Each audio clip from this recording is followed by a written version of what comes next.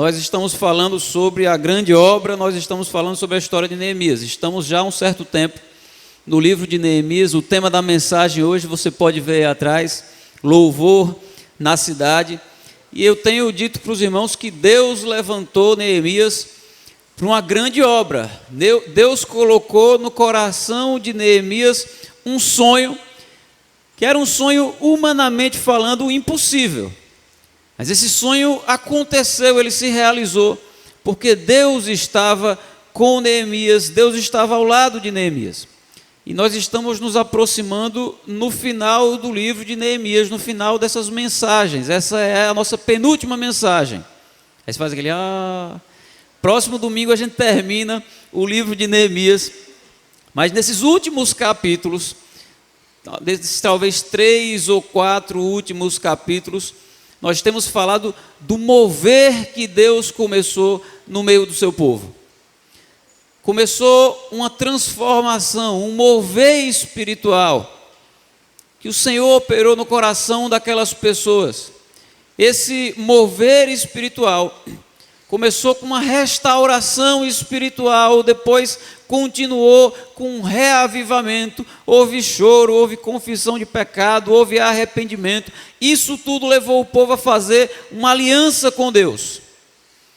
E foi sobre isso que nós falamos na semana passada, essa aliança com Deus. Essa aliança não foi feita só no coração, de maneira subjetiva. Essa aliança foi feita de maneira formal. Foi feita por escrito. O povo assinou esse compromisso. Haviam termos claros em que áreas as pessoas estavam se comprometendo, em que compromisso eles estavam assumindo com Deus. Eu disse então que o nosso Deus é um Deus de alianças. Deus fez aliança com Noé, Deus fez aliança com Abraão, Deus fez uma aliança com o povo de Israel e Deus fez uma aliança com a sua igreja. Nessa aliança, Deus jamais é infiel. Deus jamais quebra a sua parte. Ainda que sejamos infiéis, Ele permanece fiel, porque não pode negar a si mesmo. Foi sobre isso que nós falamos semana passada. Então a grande pergunta é: será que nós temos sido fiéis? Será que nós temos honrado essa aliança que fizemos com Deus? O povo de Jerusalém fez um voto de fidelidade ao Senhor em áreas específicas e não só um compromisso geral. E foi dessa forma que nós terminamos o capítulo 10 falando sobre aliança. E hoje nós vamos ver o capítulo 11 e o capítulo 12. O capítulo 11 a gente vai dar uma passada assim, vamos ler só os 2 primeiros versículos, porque o resto do capítulo é uma lista de nomes. Então veja comigo Neemias capítulo 11, versículo 1 e 2.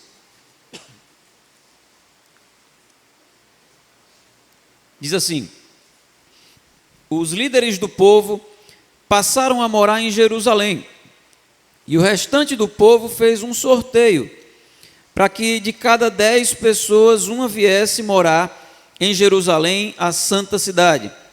As outras 9 deveriam ficar em suas próprias cidades. O povo abençoou todos os homens que se apresentaram voluntariamente para morar em Jerusalém.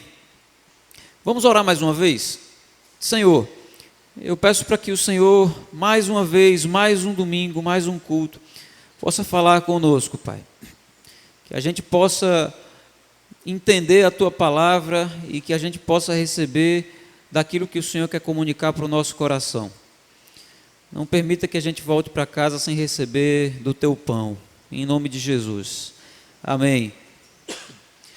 Meus irmãos, no versículo 1 diz que os líderes do povo passaram a morar em Jerusalém. O restante do povo fez um sorteio para que de cada 10 pessoas, uma viesse morar em Jerusalém, a santa cidade. As outras 9 deveriam ficar em suas próprias cidades. As solenidades chegaram ao fim. Eles experimentaram um mover do Espírito Santo, tiveram tempo para estudar a palavra, para chorar, para confessar pecados, para serem consolados, para fazerem uma aliança com Deus, e agora aquele retiro espiritual acabou. Se vocês lembrarem bem, Neemias chegou num ponto em que ele disse: a cidade está pronta, mas está vazia. E aí Deus começou aquele mover espiritual, aquele retiro espiritual acabou, mas a cidade continua vazia. Jerusalém estava restaurada, mas agora ela precisa ser ocupada. E o que nós temos no capítulo 11 é uma lista de nomes muito extensa das pessoas que voltaram a Jerusalém. Os principais líderes, ou os chefes das suas casas, ou o nome dos sacerdotes. Esse processo de voltar para Jerusalém era um processo desafiador. Você vai dizer, por quê? A cidade estava bonita, estava boa, reconstruíram tudo. Mas economicamente, a cidade continuava acabada. Se lembre, eles vinham de anos de desolação nas mãos da Babilônia. A cidade estava arruinada. Acabou o comércio na cidade. Os comerciantes não tinham interesse nenhum em investir, em se estabelecer numa cidade como Jerusalém. Jerusalém não era mais próspera. Então a cidade está pronta, mas economicamente está quebrada. Então não era interessante para as pessoas voltarem para Jerusalém. Ela continuava economicamente muito fraca. Além disso, Jerusalém é historicamente alvo de muitos ataques dos inimigos. Então você iria para uma cidade economicamente quebrada e muito insegura. Não é Natal, é Jerusalém. Era alvo dos ataques dos inimigos, é até hoje. Então algumas pessoas tinham interesse nisso pelo aspecto sagrado da cidade, mas muitas outras pessoas já não queriam voltar para Jerusalém. O que é que os líderes fizeram nesse contexto? Fizeram aquilo que se espera de um bom líder. Eles deram exemplo. Os líderes se apresentaram, para dizer, olha, a gente está voltando para a cidade. A liderança que a Bíblia ensina não é a liderança do faço o que eu digo, mas não faço o que eu faço. É a liderança do venha e veja. Você ande comigo e viva como eu vivo. Então, os líderes estavam ali sendo um modelo, dando exemplo, para que as outras pessoas pudessem então segui-los. O texto vai dizer ainda que outros voltaram para Jerusalém através de um sorteio. No caso desse sorteio, o alvo das pessoas era não ganhar o sorteio. Quem ganhasse ia para Jerusalém. É como você concorrer para um carro e ganhar um boné. Vocês era melhor não ter ganhado nada. Então, ganhar o sorteio para ir para Jerusalém era melhor perder. Mas em Provérbios 16:33 diz assim: a sorte é lançada no colo, mas a decisão vem do Senhor. A sorte lançada no colo, porque eles costumavam jogar a sorte sentados, jogava ali no colo. Então o entendimento é de que parece um sorteio aleatório, mas de fato a pessoa sorteada está sendo escolhida por Deus. Então o que aquelas pessoas estavam dizendo é: a gente não tem tanto interesse em voltar, mas se sair meu nome é porque Deus está me escolhendo. E aí eu vou me sujeitar àquela que é a vontade de Deus. O versículo 2 ele diz assim: o povo abençoou todos os homens que se apresentaram voluntariamente para morar em Jerusalém. Então, além dos líderes, além daqueles que foram sorteados e não queriam muito ir, houveram alguns que voluntariamente, embora não fossem líderes para exercer influência, embora aquelas pessoas saíssem perdendo nesse processo pelo bem coletivo, elas decidiram sair perdendo, para que Jerusalém recomeçasse esse processo. Jerusalém ia voltar a ser uma grande cidade, uma cidade próspera, mas para isso alguém tinha que pagar o preço. Para isso alguém tinha que voltar quando ela não estava próspera. Para isso alguém tinha que colocar o seu negócio, sabendo que corria grande chance de quebrar. Pessoas assim tão raras hoje em dia. Pessoas que preferem sair perdendo para que a maioria possa ser beneficiada. A gente vive num contexto onde cada um está pensando em atingir e atender às suas próprias necessidades. Mas houveram pessoas muito especiais aqui que voluntariamente decidiram voltar a Jerusalém. Nós temos então, a partir do versículo 3, uma lista de nomes. Nós entramos no capítulo 12. No capítulo 12, essa lista de nomes continua até o versículo 26.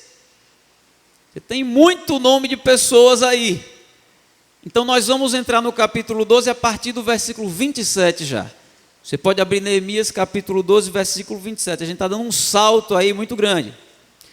Nós vamos ler do 27 ao 47.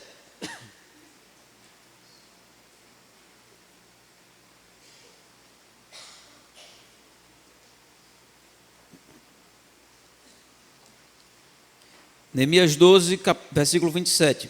Por ocasião da dedicação dos muros de Jerusalém, os levitas foram procurados e trazidos de onde moravam para Jerusalém para celebrarem a dedicação alegremente, com cânticos e ações de graça, ao som de símbolos, harpas e liras.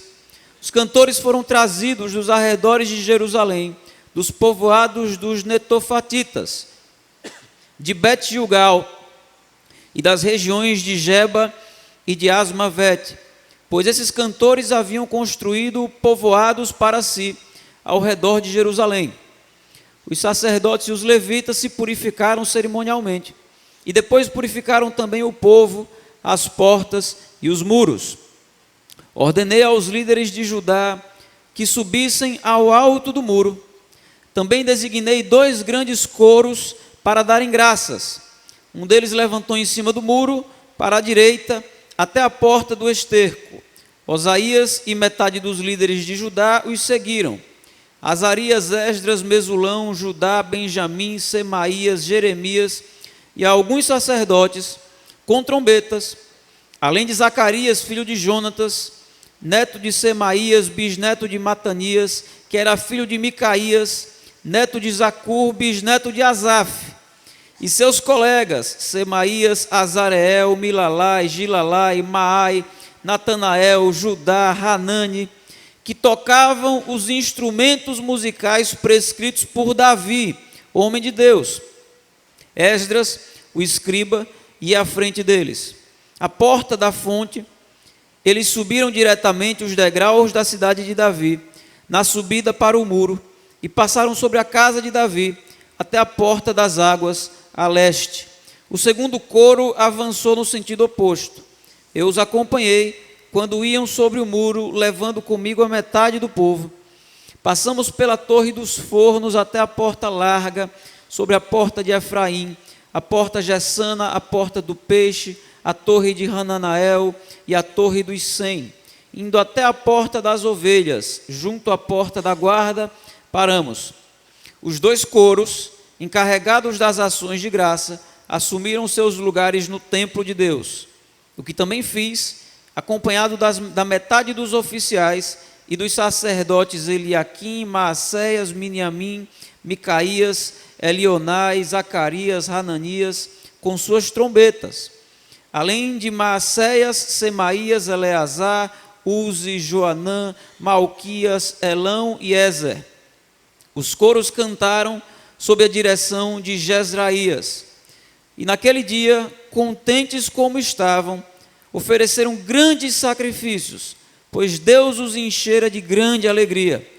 As mulheres e as crianças também se alegraram, e os sons da alegria de Jerusalém podiam ser ouvidos de longe. Naquela ocasião foram designados alguns encarregados dos depósitos, onde se recebiam as contribuições gerais, os primeiros frutos e os dízimos. Das lavouras que havia em torno das cidades, eles deveriam trazer para os depósitos as porções exigidas pela lei para os sacerdotes e para os levitas. E de fato, o povo de Judá estava satisfeito com os sacerdotes e os levitas que ministravam no templo. Eles celebravam o culto ao seu Deus e o ritual de purificação, dos quais também participavam os cantores e os porteiros, de acordo com as ordens de Davi e do seu filho Salomão. Pois muito tempo antes, nos dias de Davi e de Asaf, havia dirigentes dos cantores e pessoas que dirigiam os cânticos de louvor e de graças a Deus. Assim, nos dias de Zorobabel e de Neemias, todo Israel contribuía com ofertas diárias para os cantores e para os porteiros. Também separavam a parte pertencente aos outros levitas, e os levitas separavam a porção dos descendentes de Arão. Assim como a gente leu na semana passada, esse é mais um daqueles textos que nos soa muito árido. Vocês olham, parece que não tem muita coisa para a nossa vida nesse texto. Neemias cita muitos nomes, porque isso era importante como dado histórico, e ao mesmo tempo Neemias dá muitos detalhes de por onde ele entrou. Porta tal, aí tem uma tal de uma porta do esterco, aí já sou esquisito, porta do esterco. Imagine que a cidade tinha muitas entradas, e era necessário haver uma logística em relação à cidade. O rei não podia entrar pela mesma porta que o lixo era descarregado. Então você tinha uma porta específica para isso, a porta do esterco, onde os dejetos e todo o lixo eram colocados para fora e queimados. Você tinha outra porta por onde entravam os suprimentos da cidade. E o que Neemias está querendo dizer, ele está dando o nome aqui de todas as portas da cidade de Jerusalém, é que eles entraram, eles de certa forma abraçaram a cidade, simbolicamente, de maneira ritual. Eles estavam entrando por todas as portas, porque se lembrem que o que está acontecendo aqui, o que é relatado no capítulo 12, nesse trecho que nós lemos, ele fala sobre a dedicação daquela grande obra. Eles estão consagrando aquilo que havia sido conquistado ao Senhor, pelo entendimento de que aquilo só foi possível por causa do Senhor, e tudo que nós temos pertence ao Senhor. Nós precisamos fazer isso hoje e diariamente. Tudo que nós somos e que tudo aquilo que nós temos precisa ser dedicado e consagrado ao Senhor, porque dele, por ele e para ele são todas as coisas. Amém? Aquele povo estava fazendo isso. Nossas vitórias são fruto da mão de bondade do Senhor sobre a nossa vida, da misericórdia do Senhor sobre nós. E esse processo de dedicação e de consagração acontece com muita música. E essa é a ênfase que eu quero dar nesse trecho que nós lemos. Veja de novo comigo o versículo 27 ao 29.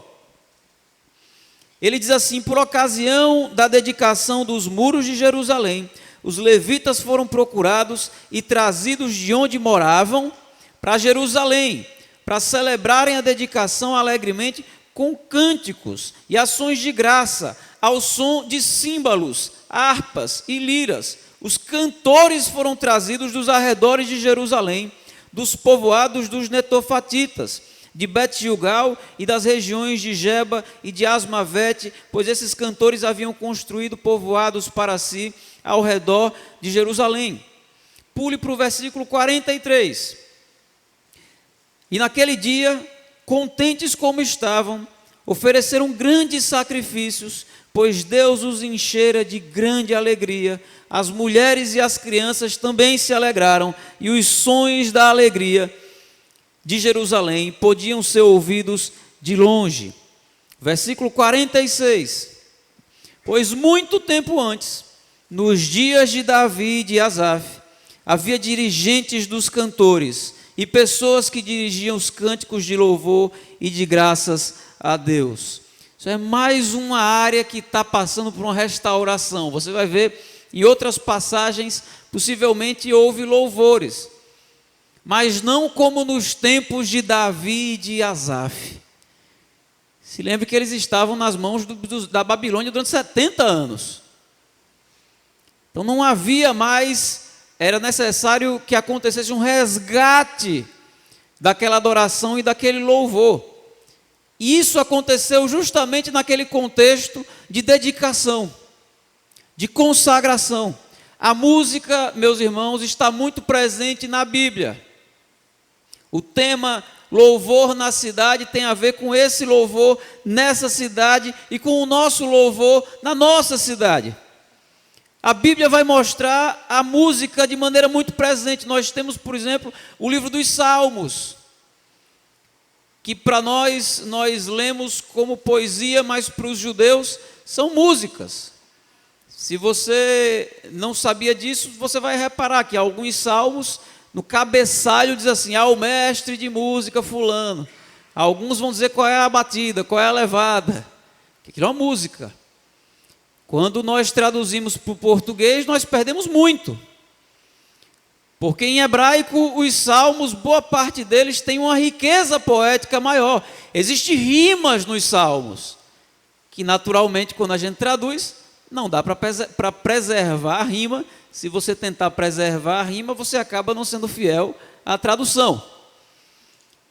Mas em hebraico é muito mais agradável. Os salmos em hebraico são chamados de Terrilim. Os judeus, eles têm na Bíblia deles, o livro dos salmos é um livro à parte. Não que seja inferior, mas eles carregam o livro dos salmos como um livretinho, é chamado de Terrilim, porque são os salmos, que é muito semelhante ao nosso antigo inário, ou o famoso cantor cristão, que os mais novos na fé talvez não conheçam. Então eles usam ali os salmos como inário. Que música nós vamos cantar? Bom, abre aí no Salmo 120, e aí a música que eles vão cantar nos seus encontros, nas suas sinagogas. A música é uma ferramenta muito especial, muito poderosa e muito importante. Tiago vai dizer no capítulo 5, versículo 13, se alguém está alegre, cante louvores. Esse é o estímulo de Tiago para alguém que está com o coração alegre. E a música, ela pode ser usada de muitas formas. A música, ela pode ser usada para o bem e ela pode ser usada para o mal. E, historicamente, a música tem sido usada de ambas formas. Existem músicas que vão estimular a sensualidade. Existem músicas que vão estimular a empolgação. Existem músicas que vão estimular a depressão. Existem músicas que vão estimular a nossa reflexão. Há músicas que ensinam coisas boas sobre o amor. Às vezes não são músicas cristãs, mas músicas românticas, que a gente vai chamar de música secular. Tem uma boa letra, que está ensinando algo bom sobre o amor. Da mesma forma que existem outras músicas que deturpam completamente o amor, que ensinam um amor que não é o amor que está na Bíblia, ou que ensinam algo sobre o sexo que não tem nada a ver com o sexo como a Bíblia ensina. Pasmem vocês, existem músicas brasileiras mesmo, que ensinam as pessoas a se suicidarem. Você vai na internet, você coloca e você diz, não é possível que isso daqui faça sucesso. Não é possível que as pessoas estejam consumindo isso e que alguém parou para maquinar algo tão ruim. Algo que vai provocar no coração das pessoas um sentimento tão ruim e tão perverso. Existem músicas por aí que vão enaltecer o diabo. Literalmente e abertamente. Eu não estou falando de música subliminar, que você bota o disco da Xuxa ao contrário. Nada disso. Estou falando de coisa escancarada, que fala de adoração ao diabo. E que muitas pessoas, ainda que não sejam de fato adoradores do diabo, acabam consumindo, porque o ritmo mexe com a pessoa. E a letra, de alguma forma, se torna interessante para a pessoa. Os judeus valorizam muito a música. Nós lemos esse texto, que é um texto antigo, e essa história se preserva na cultura judaica. A música não é só um instrumento de adoração a Deus, mas é também um instrumento muito importante na memorização da palavra. Era costume dos judeus naquela época memorizarem a palavra. Eles não tinham a palavra impressa como nós temos. Então eles eram treinados a decorar a Bíblia toda. E por mais absurdo que isso possa ser, é isso mesmo. E se você já tentou decorar algum versículo, você vai dizer, é impossível. Decorar a Bíblia toda, decorar um capítulo inteiro já é uma coisa quase impossível. Como é que alguém faz para decorar a Bíblia toda? Decorar o Antigo Testamento inteiro, ou pelo menos o livro de Gênesis. Existem estratégias para isso. De fato, quando você começa a exercitar a sua mente para isso, a sua memória vai sendo estimulada e isso vai ficando mais fácil. Mas é sempre um processo difícil ainda assim. Então o que eles faziam era transformar esses textos da Bíblia em música. Porque se o texto é difícil de memorizar, a música é muito mais fácil.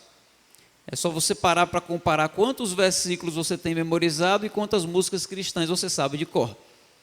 A música é muito mais fácil de memorizar. Então você transforma aquele texto numa música e as pessoas absorvem com mais facilidade. A poesia está na Bíblia de maneira muito ampla. Você lê o livro de Jó apresenta rimas. O livro de Jó está na Bíblia entre os livros poéticos.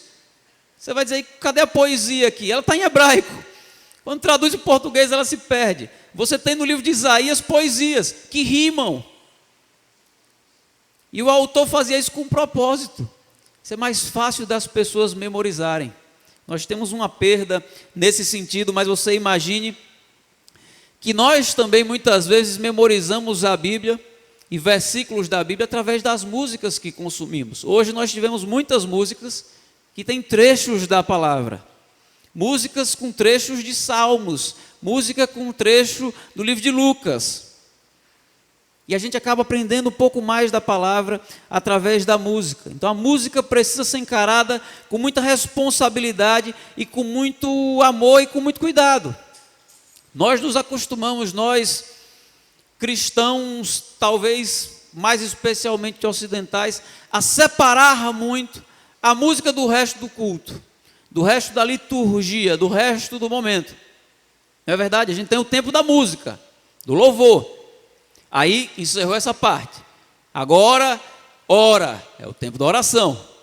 Termina o tempo da oração. Agora a gente entra no tempo da palavra e do ensino.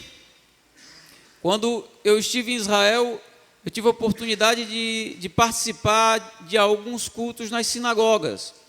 E eu achei muito interessante como a música permeia todo aquele culto e toda aquela liturgia. Eles têm sim o tempo específico dos louvores e dos salmos, mas depois daquilo eles fazem as orações. E as orações são cantaroladas. Eles não oram da mesma forma que a gente ora, como se fosse uma conversa. Eles oram como se estivessem cantando uma música. Há algo de musicalidade naquilo. E depois o rabino vai ensinar um texto da Bíblia que possivelmente muitas pessoas já memorizaram através de uma música. Se ele não pregar em cima de um salmo, que é uma música. Então, a música faz parte do processo como um todo. A música invade o processo como um todo e isso torna a liturgia um pouco mais interessante e eu diria que talvez um pouco mais artística. Isso é algo que me chama a atenção.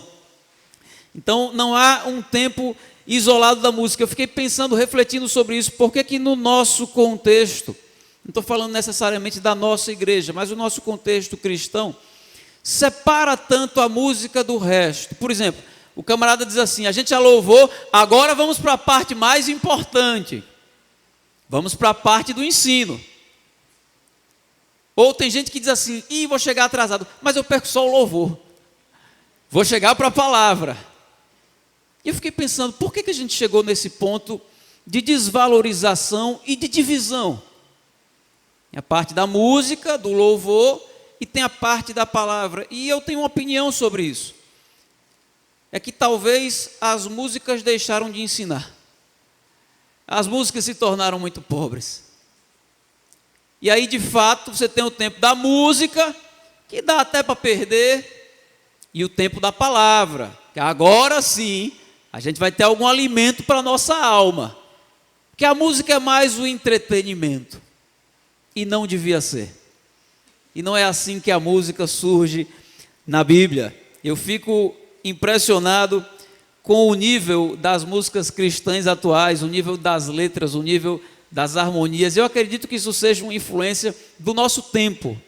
A gente vive num tempo onde os músicos famosos não são os melhores músicos.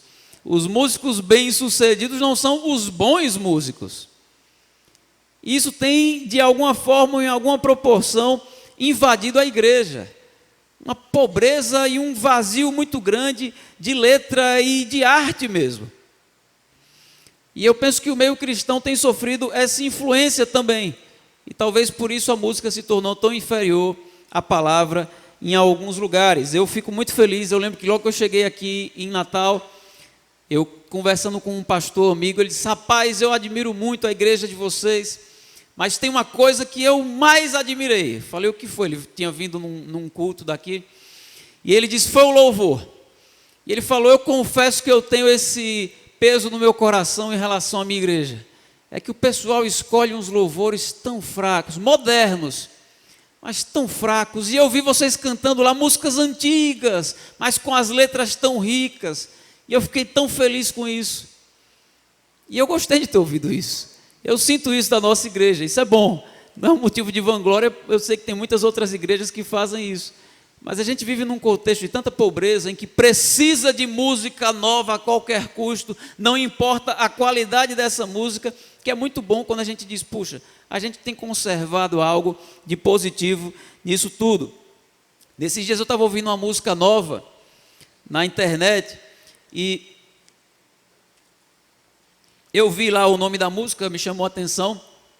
Meus irmãos, a música tinha 4 linhas, 4 frases, literalmente, e durava 10 minutos.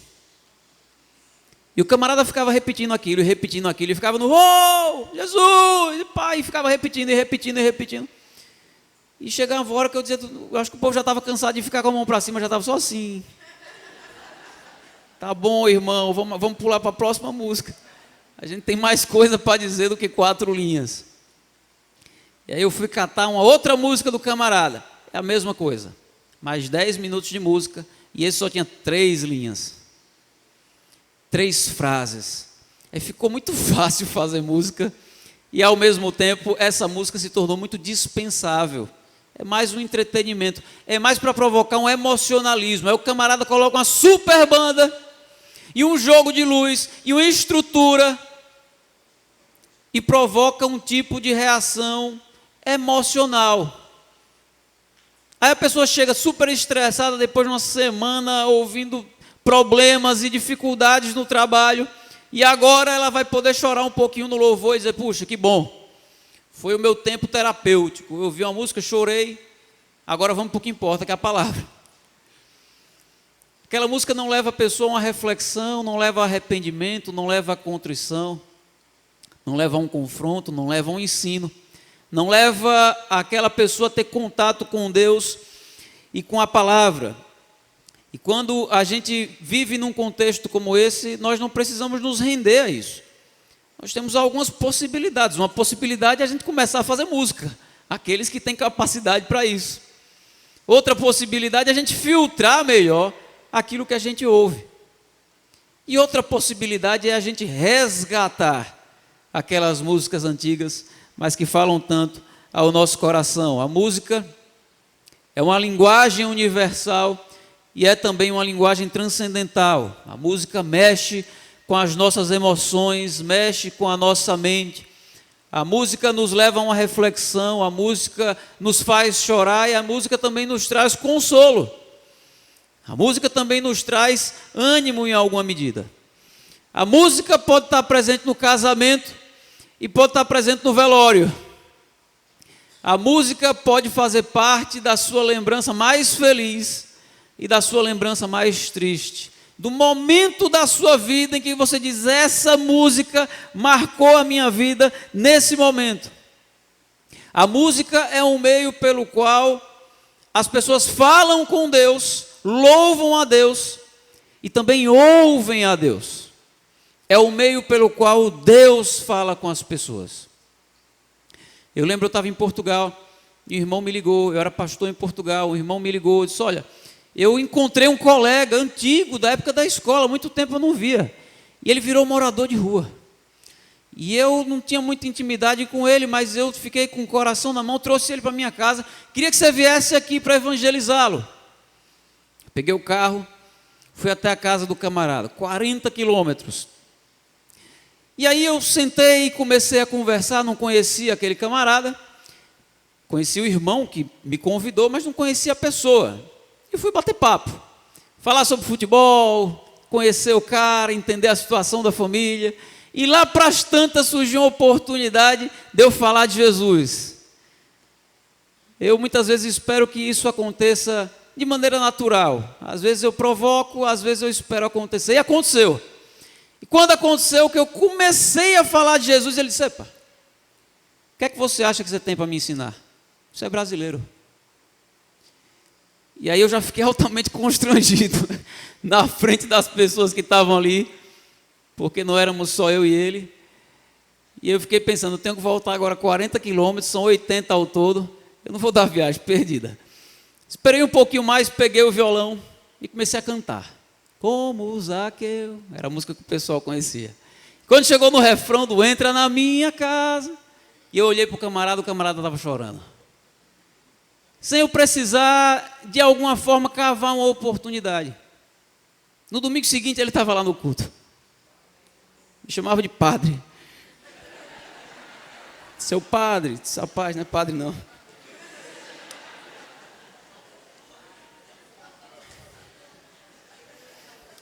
Na história do povo de Deus, a música é algo que teve presente muitas vezes. Em Êxodo capítulo 15, quando o povo de Deus sai do Egito, sob a condução e a liderança de Moisés, e eles atravessam o Mar Vermelho. Vocês conhecem essa história, Moisés bate com um cajado na água, o mar se abre, eles passam pelo meio do mar. E quando o exército do faraó começa a perseguir o povo, Deus fecha as águas e destrói o exército do faraó. E a Bíblia diz que quando isso acontece, o povo já em segurança do outro lado, Miriam pega o seu tamborim e ela começa a cantar e a dançar. E todas as outras mulheres fazem a mesma coisa. Esse momento e esse evento é conhecido como o Cântico de Miriam. Nós temos no Novo Testamento chamado Cântico de Maria. O anjo do Senhor apareceu para Maria e disse então que Maria daria luz ao Cristo. Maria daria luz ao Messias. E o coração de Maria se enche de alegria. E essa alegria é expressada através de um cântico. Eu quero que você leia comigo Lucas capítulo 1, abra por favor. Que música foi essa que Maria cantou?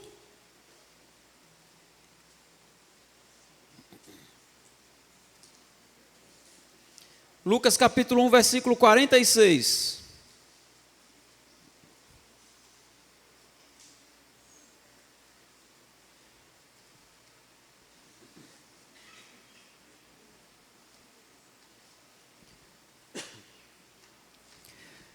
Lucas capítulo 1, versículo 46. Diz assim: Então disse Maria: minha alma engrandece ao Senhor, e o meu espírito se alegra em Deus, meu Salvador, pois atentou para a humildade da sua serva. De agora em diante todas as gerações me chamarão bem-aventurada, pois o poderoso fez grandes coisas em meu favor, santo é o seu nome. A sua misericórdia estende-se aos que o temem de geração em geração.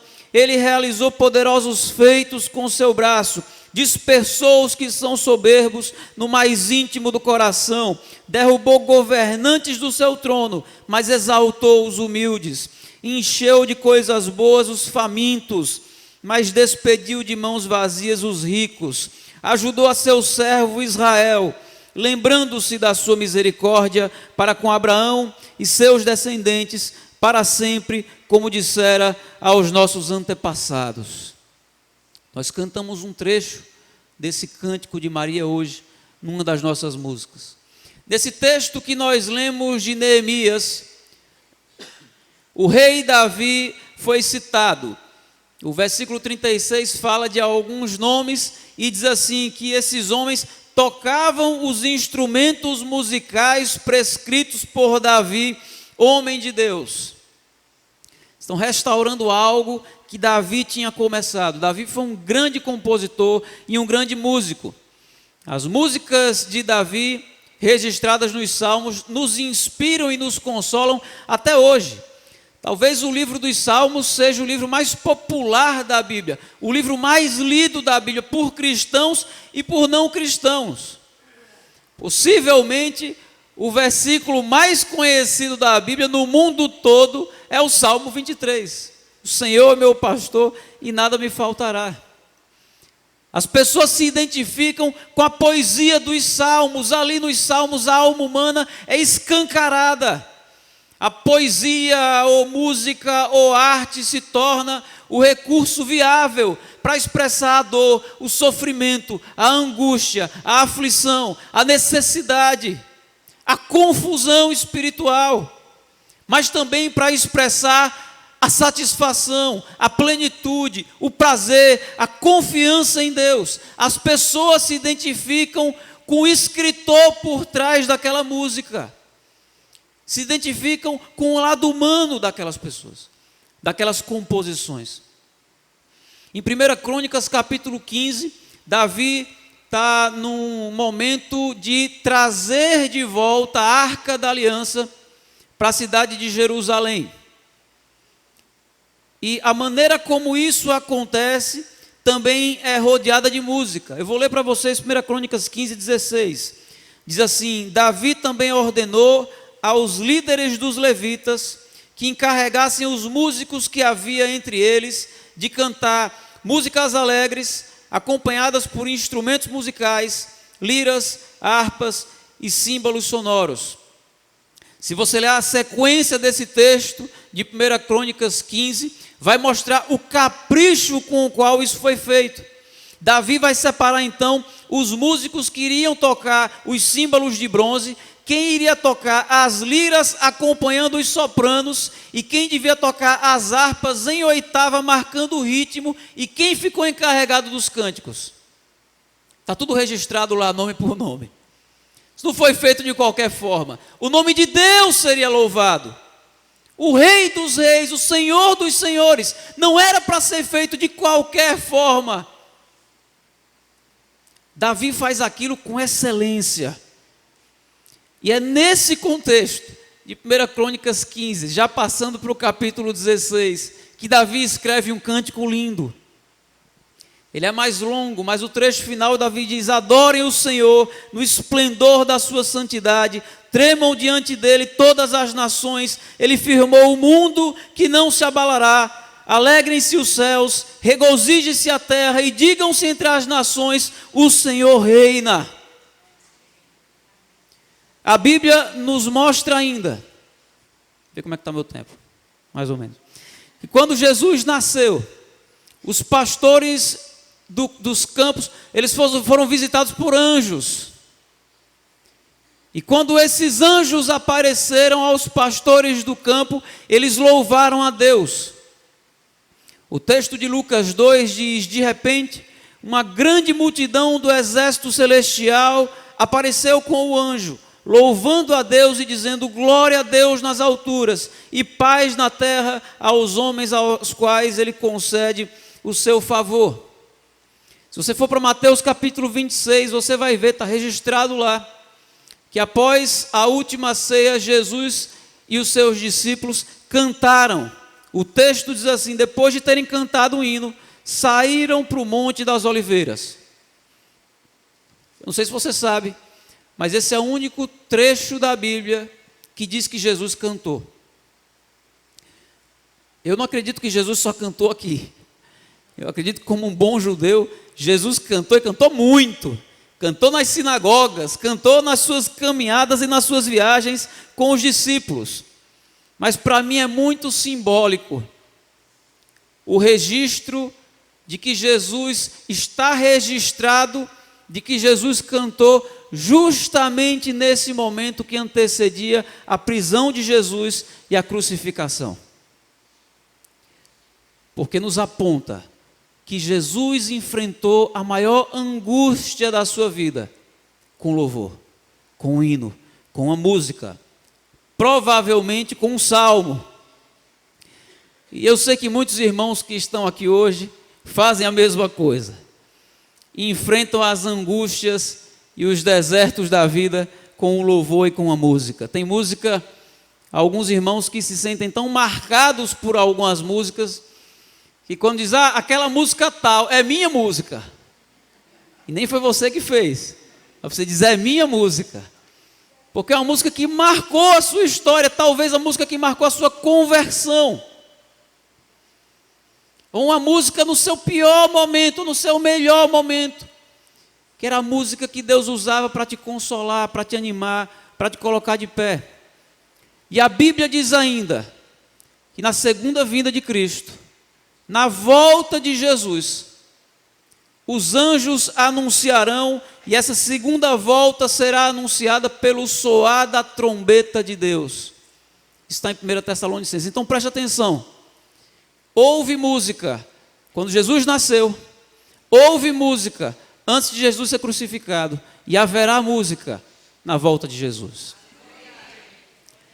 No céu, o céu será um lugar cheio de música, cheio de louvor eternamente. A música é algo que marca a vida e a existência de Jesus aqui na terra. Neemias e o povo de Jerusalém estavam agora dedicando e consagrando aquela vitória e aquela cidade ao Senhor, e estavam fazendo isso com música. Volte para Neemias capítulo 12, versículo 43. Eu estou acabando.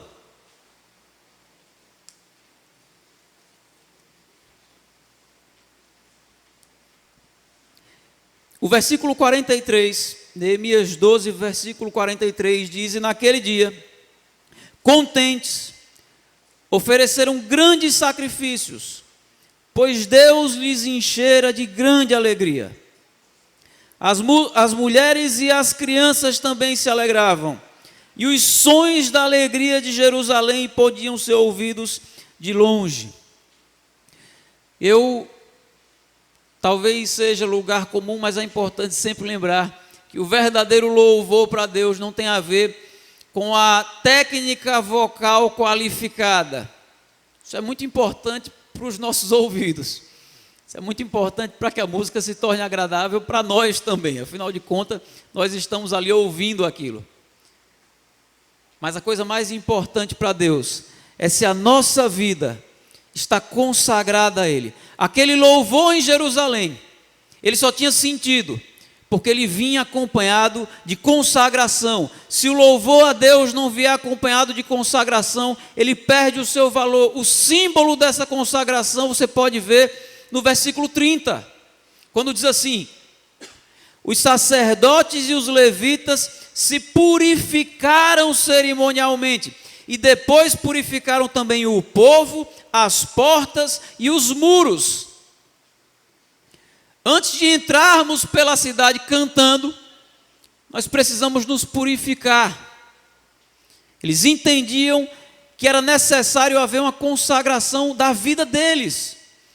Em Isaías 29, o profeta fala de um outro contexto, em que se louvava ao Senhor com a boca, mas não com o coração. Isaías 29, 13 diz assim: o Senhor diz: esse povo se aproxima de mim com a boca e me honra com os lábios, mas o seu coração está distante de mim.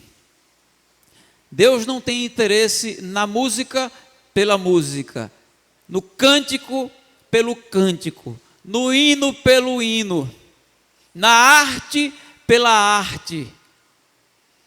Deus tem interesse naquilo que nos aproxima a Ele.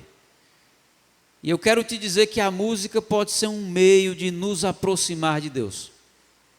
Ou não. Depende de como está o seu coração. E depende daquilo que você está ouvindo e cantando. Por isso é algo para termos muito cuidado. O louvor é algo que nos enche do Espírito Santo. Eu vou pedir para você abrir na última referência de hoje, Efésios capítulo 5. Versículo 18.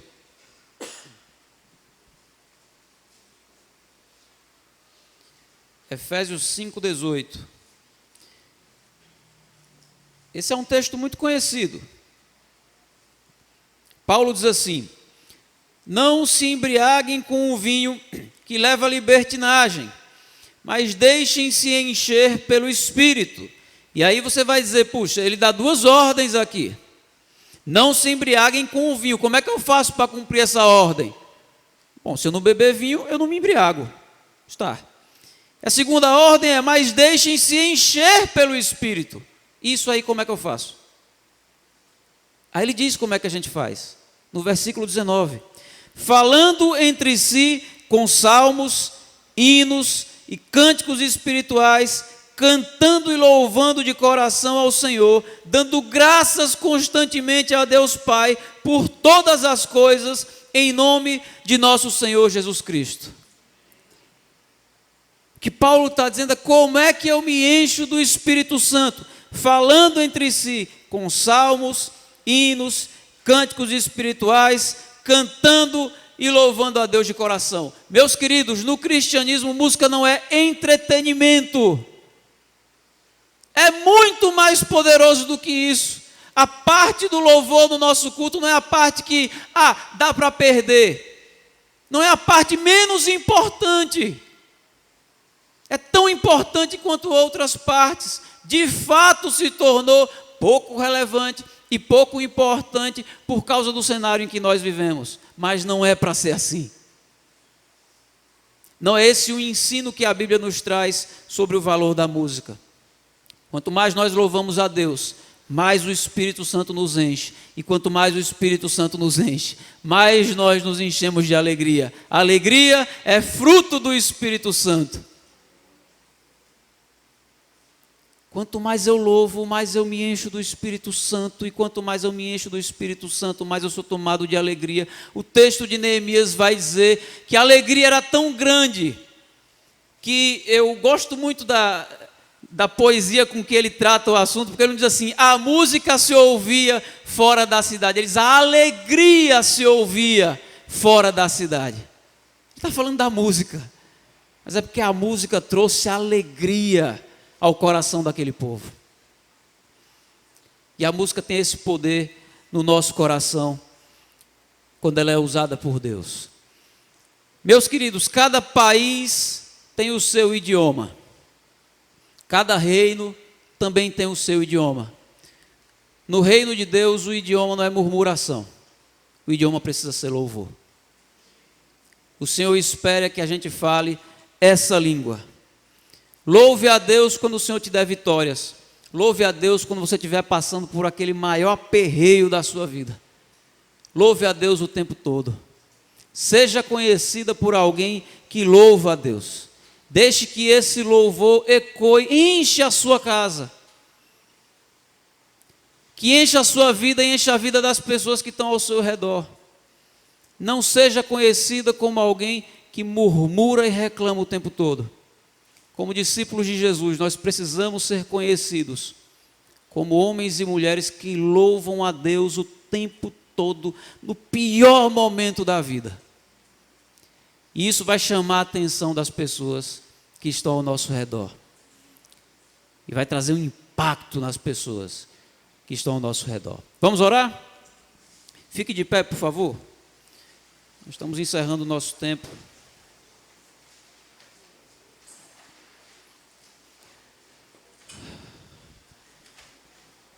Senhor amado, muito obrigado, Pai, porque o Senhor nos deu algo tão belo e tão precioso, que serve para acalentar o nosso coração, para nos consolar, para glorificar o Teu nome, para produzir quebrantamento, para nos levar para perto do Senhor, para nos ensinar mais da Tua vontade.